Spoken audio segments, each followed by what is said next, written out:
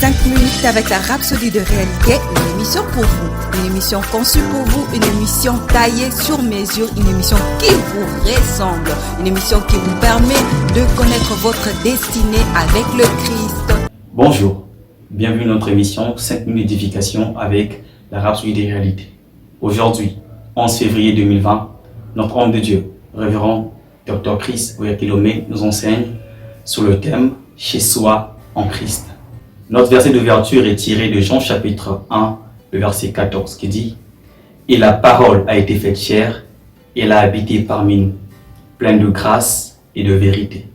Et nous avons contemplé sa gloire, une gloire comme la gloire du Fils unique, venu du Père. » Le commentaire dit « Parfois j'essaie d'imaginer ce que c'était d'être avec Jésus quand il a marché sur la terre. Comment était Jésus? J'en dis qu'il était plein de grâce et de réalité. Lorsque vous êtes venu à Jésus, votre quête a pris fin. Lorsque vous êtes venu à Jésus, vous êtes arrivé.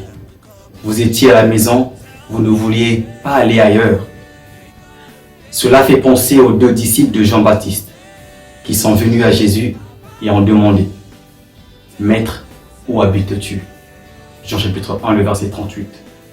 Et ils l'ont suivi à la maison. Ils l'ont écouté toute la soirée jusqu'à ce qu'il soit trop tard pour qu'ils rentrent chez eux. Ils sont restés avec lui toute la nuit. Et la Bible rapporte spécifiquement qu'ils ne sont plus jamais retournés avec Jean. Lorsque vous venez à Jésus, vous êtes chez vous, à la maison. Vous êtes épanoui, vous êtes comblé, gloire à Dieu. Il y a sûrement quelque chose d'extraordinaire à son sujet. Il est la paix personnifiée.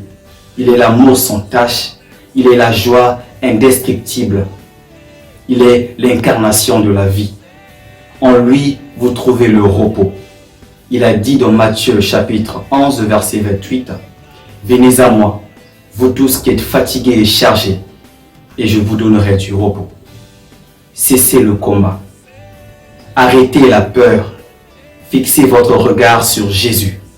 Sa présence divine en vous, avec vous et autour de vous est votre avantage sur les crises et les défis de la vie. Alors, célébrez Christ en vous, célébrez sa vie en vous et votre unicité avec lui. Aimez-le généreusement, éprouvez-le avec votre engagement envers sa parole. Il a dit, « Si vous m'aimez, gardez mes commandements. » Jean 14, verset 15. La preuve de votre amour pour lui consiste à agir sur sa parole. Ainsi, il vous fera submerger triomphalement au-dessus des problèmes de la vie. Alléluia! La rhapsodie de ce jour est encore très inspirante. Quand vous venez à Christ, vous êtes chez vous. Marchez avec cette conscience tous les jours de votre vie. Alléluia! Nous allons prendre quelques instants pour méditer sur ces merveilleuses paroles. Nous allons prendre la prière et vous allez répéter après moi. Cher Seigneur, je te remercie pour ton amour et ta présence divine qui me donne l'avantage sur les crises et les défis de la vie. Je navigue triomphalement dans la vie et je refuse de lutter, d'avoir peur et d'être perturbé, car ton amour liquide a été généreusement répandu sur moi. Par conséquent, je suis engagé et déterminé à mettre ta parole en pratique, parce que ta parole est ma vie. Amen.